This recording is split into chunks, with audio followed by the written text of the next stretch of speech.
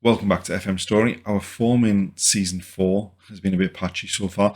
We thought we turned the corner with a 4-1 victory against Man City in the Champions League, but we then suffered horrible defeats against Sevilla and Aston Villa. As we approach the midway point in the season, hopefully we can turn our form around because we've still got some big games left in the Champions League, and we've also got a big game coming up against Barcelona in the league.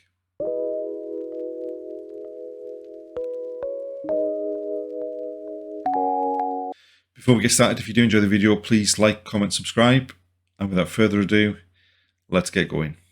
We've made it to the 1st of January. And our next game is that big game against Barcelona coming up in the league. We do seem to have steadied the ship a bit. So, as we said, we went through a bit of a bad run of form in the last episode. But we ended the last episode with a 4-2 victory over Celta Vigo. And then we've won every game since then so far. We've played 3 league games and 1 in the Champions League. So the first game was against Rayo Vallecano, and basically we were 2-0 down and 3-1 down, but somehow managed to do the opposite of what we've done all season, and in particular that game against Sevilla that we lost 5-4 where we were 4-0 up. We managed to come back and we got the injury time winner from Nico Williams. We followed that up with a game against Sporting Gijón, and really comfortable victory. We were 3-0 up after 20 minutes.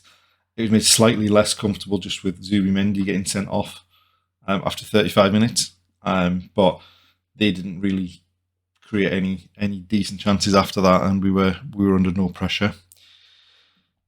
In the Champions League, we played Red Bull Salzburg and got off to a decent start with a goal in the first half from Inaki Williams, and a capper we sent off in the second half, which is potentially going to cause a few problems because he also got booked in the game against Mallorca, which means he's now suspended from the game against Barcelona in the league, and he's suspended for the next game in the Champions League against Ajax.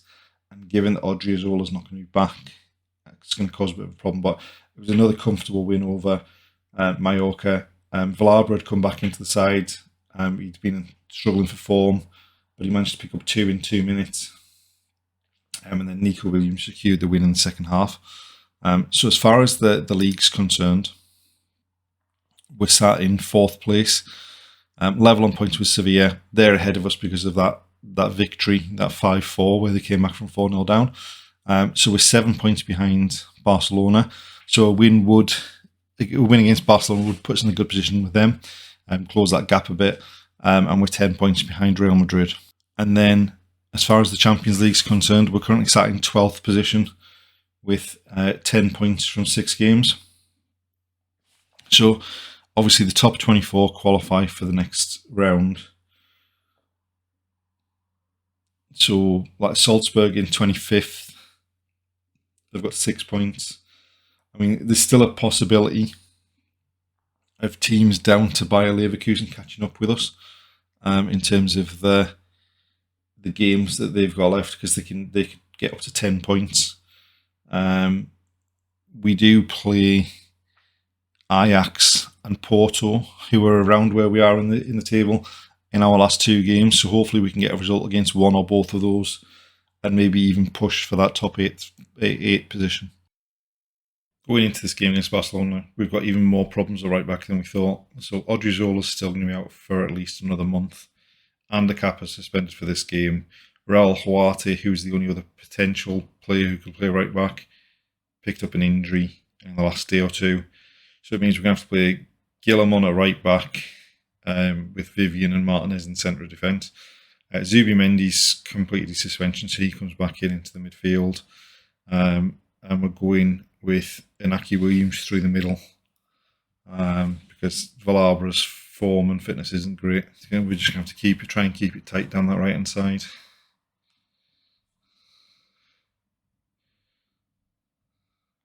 Zubimendi. Muniain looking for Inaki Williams. What a start.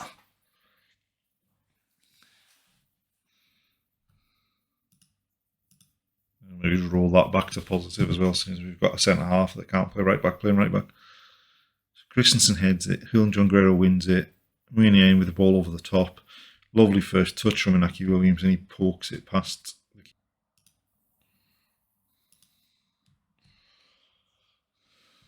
Right.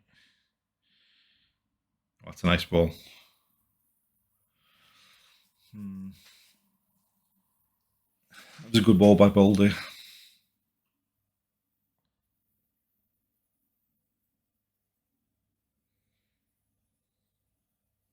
And Lewandowski just ran off Inigo Martinez. Zubimendi with a lovely ball out to Javi Lopez. What a ball down the side. No. Surely that's onside, referee.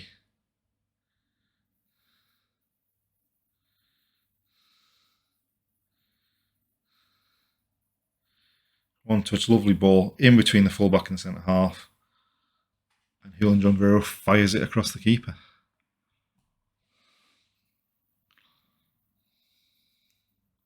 Oh, that was a lot closer than I thought it looked. Actually, Guillemot's having a better game of fullback than either of the two centre halves are having. Javi Lopez is a concern there.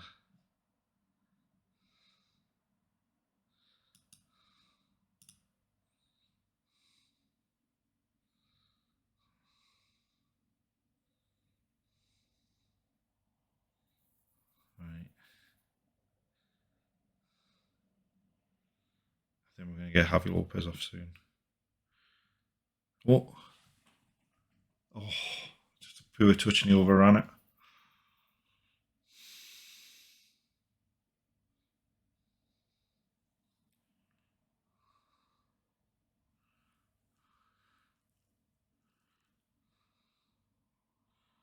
Oh no, Pedri's through.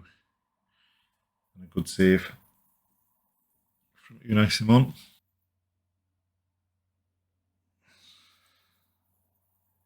Right, get it clear. Right, Nico Serrano, one of the new players on. He's got a ball on into the Daniel Rodriguez. Oh, I thought he might have cut in on his left rather than going around the outside. Come on, referee, blow your whistle. No. Right, get it clear. That was far too close. I mean, I think we probably just about deserved that. I mean, Guillemot definitely had a great game at right back. Considering he was the one we were concerned about, it was more the actual centre halves playing in the centre half that were a problem.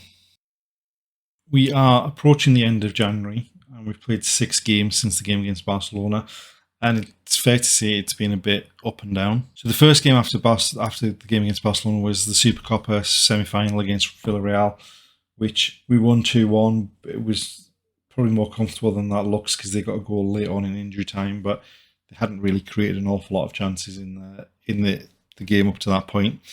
Then we played Real Madrid in the final of the Supercopa, and we took the lead, but then just got taken apart. It was almost as bad a performance as the game when we played them in the league last season where they won 9-1. Luckily, they only scored 5. But we then followed that up with a poor performance away at Betis and drew and lost 1-0, sorry. Just not a good performance at all. And probably even a worse performance in the Copa del Rey, which we somehow managed to pick up a victory. But it was only 1-0. Really not the standard of performance that we should be putting in. And then Champions League against Ajax, they tore us apart in the first half hour. It was a bit more even for the last hour, but we didn't really create an awful lot of chances. They didn't really create much chances in the last hour either. It was fairly even, but we just couldn't get back on level terms. And then the most recent game, we beat Levante 2-1. First half was poor from both teams. We did a bit better in the second half, and it was fairly comfortable. They got a goal late on, but again, like the Villarreal game, we were never really under threat of losing our lead in that game.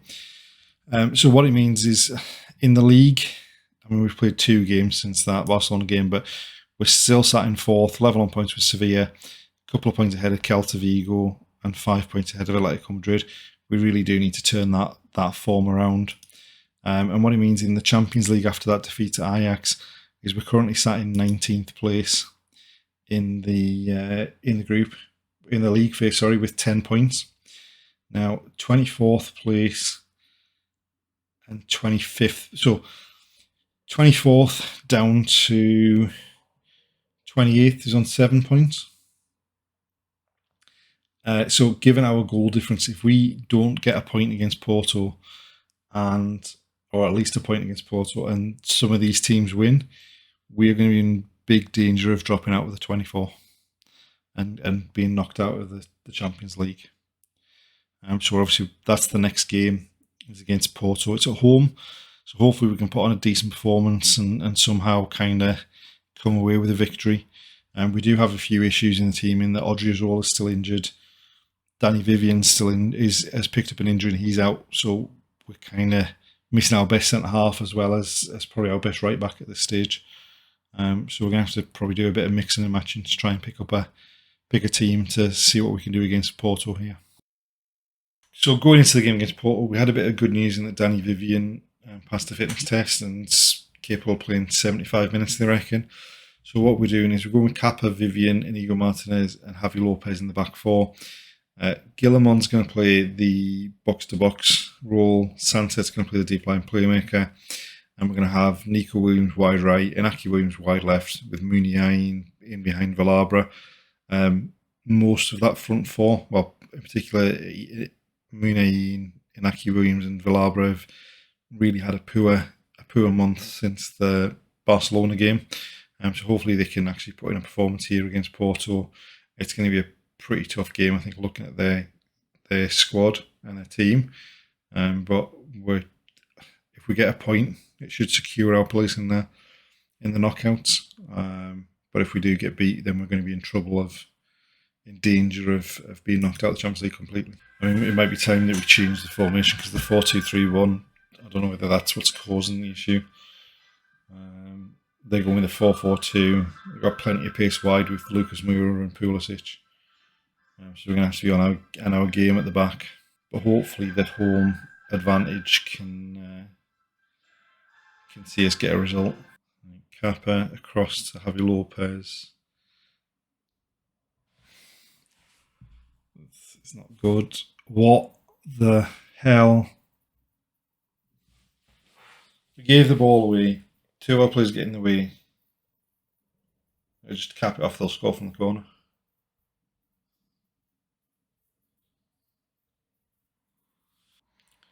Right, Inaki Williams looking for Nico Williams.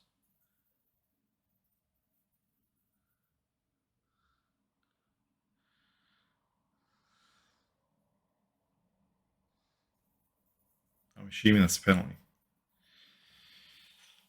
Now Valabra. He's missed another one. This is not going well. Oh, come on.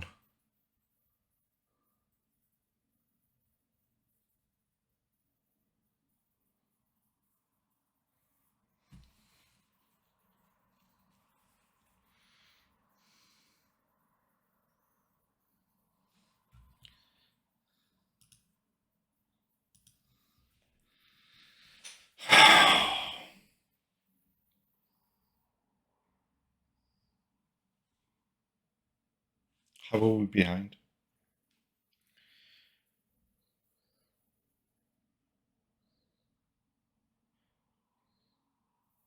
Finally.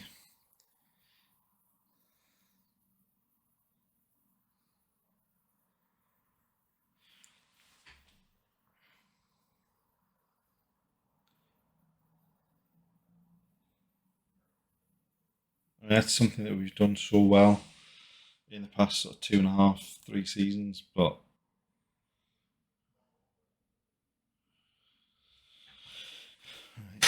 they're having far too much possession here.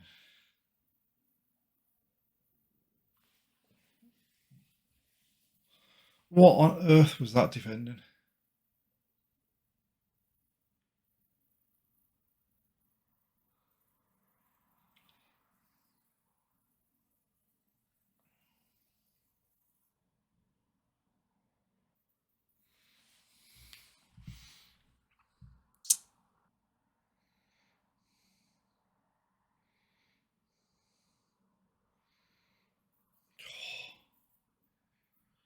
we get into these positions and just smash the ball over the bar. We've had 19 shots, 8 of them on target. We scored 1 goal.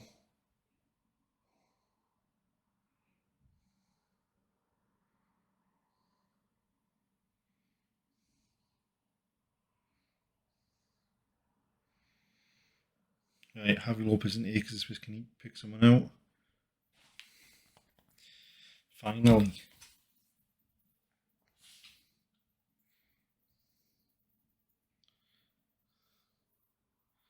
I mean, absolutely no one tracked Javi Lopez. And I thought when he cut inside like that, he was going to shoot and lose it, but he found Gillamon, he's put it in the top corner.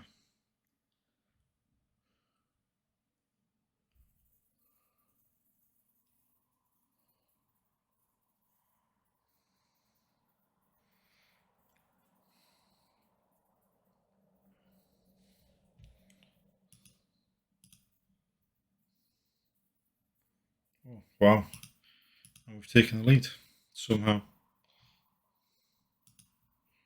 Let's see if we can get some fresh legs on to help us see out this game. Nico Williams got up high at the near post there. Powers the header home. Has to be offside, referee. Has to be offside. There was 3 of them offside.